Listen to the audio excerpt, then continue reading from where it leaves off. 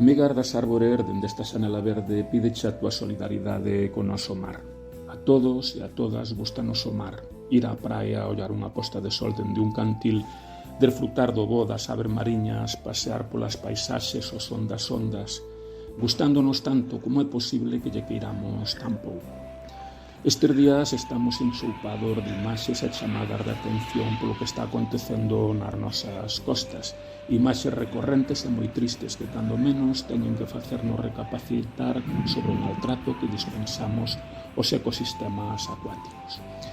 Paseando por calquera río, por calquera areal e analizando o colleitado, a tristura e a incomprensión non deixa de facernos cavilar.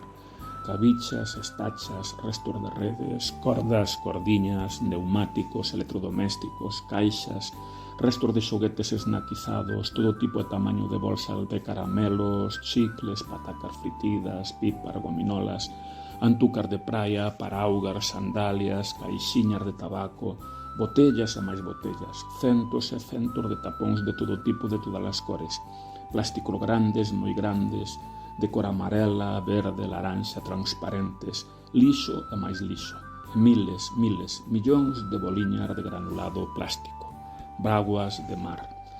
Certo é aquilo que din os mariñeiros: o mar non se queda con nada que non sexa del. Perdón pola brutalidade da expresión, mas non atopamos outra máis axeitada. A merda que botamos pola xanela acaba entrándonos pola boca. Todos estes refugallos, todo este lixo plástico, máis cedo que tarde ímolo acabar comendo. Xa o estamos comendo. Uns datos para reflexionar. Cada vez prodúcense máis produtos de derivados plásticos, vasos, botellas, bolsas, xoguetes, todo tipo de aparellos. Cando nos desfacemos deles poden acabar nun vertedoiro, ser incinerados ou reciclados, mais moitos refugallos, moito lixo plástico co vento e a choiva acaban nos ríos, acaban no mar. Hoxe en día, tan só o 9% de todo o plástico producido e consumido recíclase, o 12% incinérase e a gran maioría, o 79%, acaba nun vertedoiro ou nos ecosistemas acuáticos. O 80% dos refugallos que atopamos nos mares e nos océanos proveñen da terra, o 20% restante da actividade marítima. Os plásticos que atopamos na superficie da auga representan menos do 15% de todos os plásticos que hai nos ecosistemas mariños. Chegados ao mar, os refugallos plásticos tardan entre décadas e centos de anos en descompoñerse.